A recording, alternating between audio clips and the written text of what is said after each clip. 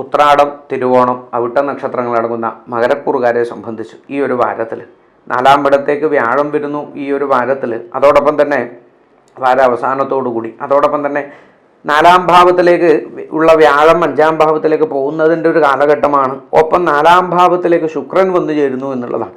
അനവധി സമ്പത്തുകൾ വന്നു ചേരുന്ന ഒരു കാലഘട്ടമാണ്. ജീവിതത്തിൽ എത്രയോ കാലങ്ങളായി ആഗ്രഹിച്ചിരുന്ന പല കാര്യങ്ങളും ലഭിക്കുന്ന, അല്ലെങ്കിൽ അതിനൊക്കെ നമ്മുടെ കയ്യിലേക്ക് എത്തിപ്പെടുന്ന ഒരു വാരമായിട്ട് ഇതിനെ മനസ്സിലാക്കുക. എത്രയോ പേരുടെ ജീവിതത്തിൽ വാഹനങ്ങൾ ബുക്ക് ചെയ്തിട്ടുള്ള വണ്ടി കിട്ടുകയൊക്കെ ഈ ഒരു വാരത്തിലായിരിക്കാം. അല്ലെങ്കിൽ ഭവന സംബന്ധപ്പെട്ടുള്ള തീരുമാനങ്ങൾ, ഇല്ലെങ്കിൽ വീട് സംബന്ധപ്പെട്ടിട്ടുള്ള വിഷയങ്ങൾ തീർന്നു വരുന്ന ഒരു വാരം ഇല്ലേ. ലോണൊക്കെ ഉള്ളവർക്ക് ഈ മാസം തീരുക, അങ്ങനെയൊക്കെയുള്ള അനവധി ഒരു സമാധാനം ജീവിതത്തിൽ കുറേ നാളുകളായിട്ടുള്ള ആഗ്രഹ പൂർത്തീകരണത്തിൻ്റെ ഒരു വാരമായിട്ട് ഇതിനെ ആരംഭത്തിൽ മനസ്സിലാക്കുക.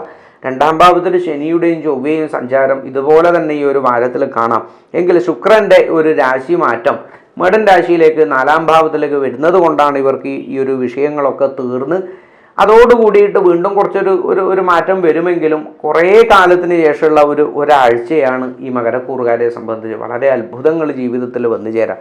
വിവാഹാദി വിഷയങ്ങളിൽ വളരെയധികം അനുകൂലപ്പെട്ടിട്ടുള്ള കാലമാണ്. വിവാഹം, അധനാലോകം, ഭാര്യ ഭർത്തൃസമാഗമം, ദാമ്പത്യ ജീവിതത്തിൽ വളരെയധികം അനുകൂലങ്ങളുള്ള ഒരു കാലഘട്ടമായിട്ട് സന്താന ഗുണങ്ങളും ഒക്കെ മക്കളെ കൊണ്ടുള്ള ഒരു സന്തോഷങ്ങളും ഒക്കെ വന്നു ചേരുന്നതും. എങ്കിൽ കുഞ്ഞു മക്കളൊക്കെയാണ് ഈ മകരക്കൂറിലുള്ളവരെ സംബന്ധിച്ചിട്ടുണ്ടെങ്കിൽ വിദ്യാലയങ്ങളിലുള്ള അല്ലെങ്കിൽ പഠിപ്പിനെ കുറിച്ചിട്ടുള്ള ഒരു ആലോചനയും പഠിക്കാനുള്ള ഒരു താല്പര്യവും ഒക്കെ അവർക്കൊന്ന് വരുന്നതായിട്ട് നമുക്ക് കാണാൻ വേണ്ടി സാധിക്കുക.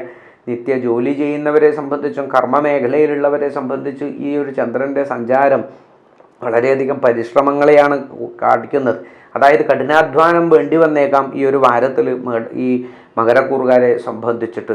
എങ്കിൽ സൗഹൃദങ്ങളിലും സഹോദര ബന്ധങ്ങളിലൊക്കെ ഒരു ശ്രദ്ധയുണ്ടാവണം. അതിലൊക്കെ നിസാരമായ കാര്യങ്ങളിലൊക്കെ ഒരു ക്ലേശതകളും വിഷമങ്ങളും ഉണ്ടായി ചേരാൻ സാധ്യതയുണ്ട്. കുടുംബാംഗങ്ങളുടെ ഒരു സംയോഗത്തിന്, കുടുംബാംഗങ്ങൾ വന്നു ചേരുന്നതിനും അവരുടെയൊക്കെ ഒരു യോജിക്കുന്ന സംഗമത്തിനുള്ള ഒരു യോഗം ഉണ്ട് ഈ ഒരു വാരത്തിൽ. ശനിക്ഷേത്രത്തിൽ നീരാഞ്ജനം ചെയ്യുന്നതും ദേവീക്ഷേത്രത്തിൽ ദേവി യഥാശക്തി വഴിപാട് സമർപ്പിക്കുന്നതിനും അതോടൊപ്പം തന്നെ നാഗക്ഷേത്രങ്ങളിൽ തൊഴാൻ സാധിക്കുന്ന അപൂർവം നാഗക്ഷേത്രങ്ങളിൽ നിത്യം തൊഴാൻ സാധിക്കും. അവിടെയൊക്കെ തൊഴാൻ നമുക്ക് സാധിക്കുന്നുണ്ടെങ്കിൽ നല്ലതാണ്. വിദ്യാർത്ഥികളെ സംബന്ധിച്ച് പറഞ്ഞല്ലോ, അതും ഈ ഒരു മാസ അവസാനത്തോടുകൂടി വളരെയധികം അനുകൂലത്തിലാണ്. ഇത്രയും കാര്യങ്ങളോടുകൂടി ചേർന്ന് സഞ്ചരിക്കാൻ സാധിക്കട്ടെ. വീഡിയോ ഇഷ്ടമായിട്ടുണ്ടെങ്കിൽ സബ്സ്ക്രൈബ് ചെയ്യുക, ലൈക്ക് ചെയ്യുക, മറ്റുള്ളവരിലേക്ക് എത്തിക്കുക. നന്ദി, നമസ്കാരം.